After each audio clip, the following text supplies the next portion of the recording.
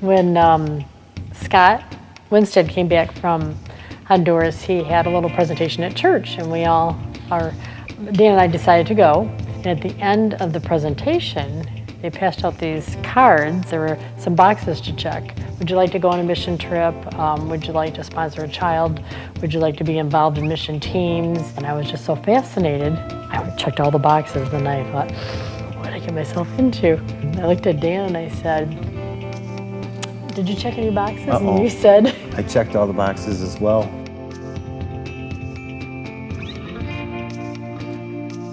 We attended a few meetings. It started out at Cedar Creek.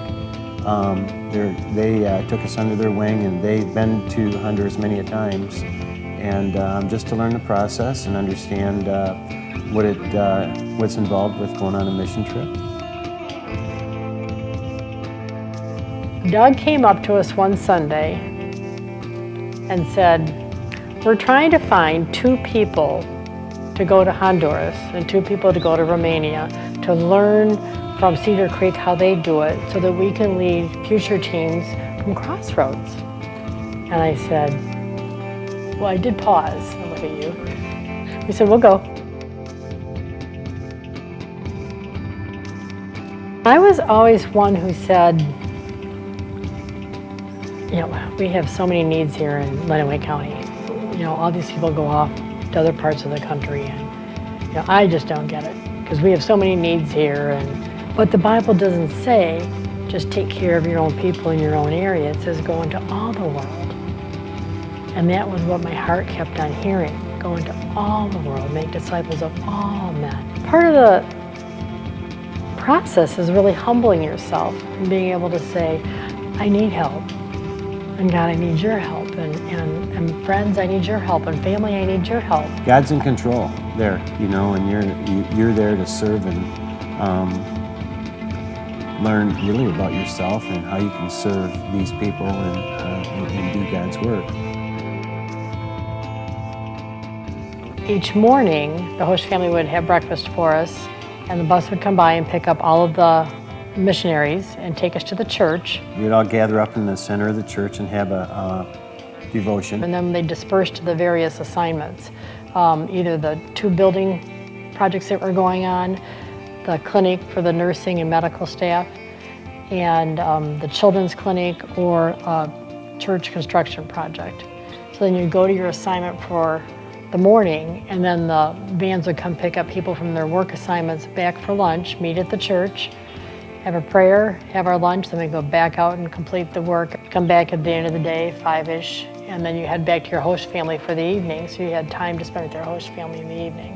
One of the biggest contrasts was between the poverty and the beauty of the country.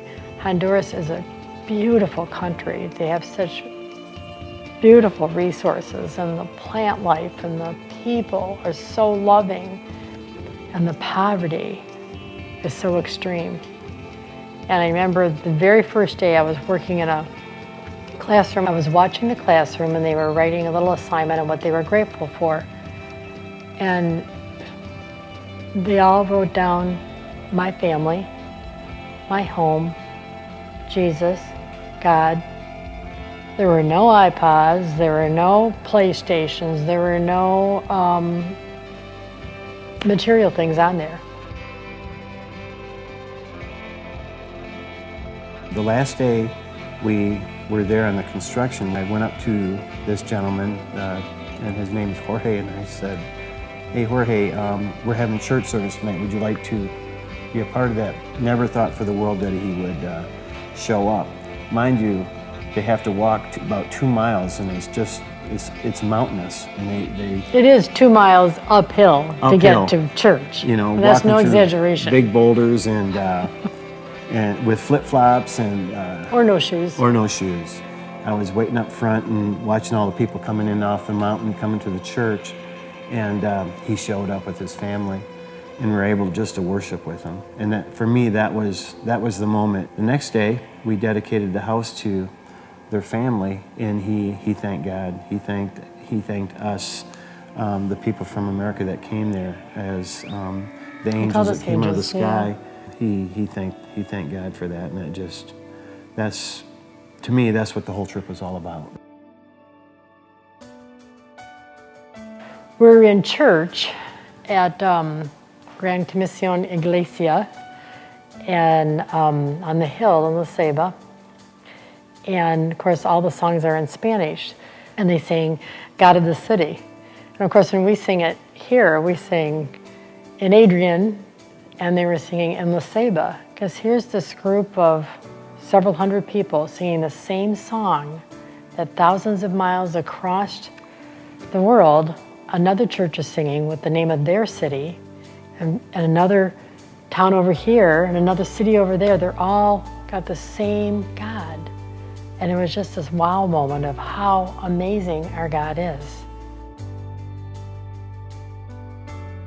I knew the day we left that we'd be back.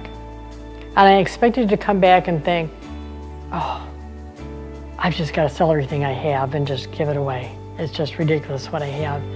And I didn't feel that way. I felt incredibly grateful for the smallest things, and I continue to be grateful. I'm grateful when I have, 2 pillows to sleep on at night and wonderful water pressure and just the basic things in life, a job. I think that anybody that has ever felt a whispering about going on a mission trip needs to give it a try. As I've talked to members of my family and people that I normally exchange gifts with and talk about this concept, I said, I'd really rather do something for somebody else. For what we spend, and we're so caught up in consumerism that, coming back from this trip, it's just the real simple things in life that we just take for granted and forget about, that we need to celebrate and be a part of with people. And it's just loving on each other and being with each other. The real reason for the season is Jesus Christ.